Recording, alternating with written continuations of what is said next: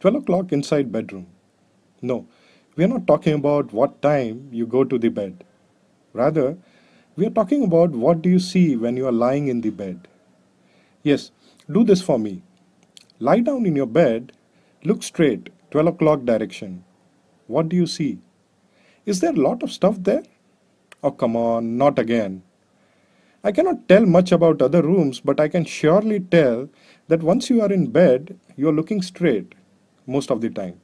Aren't you? Please, avoid clutter in front of your eyes.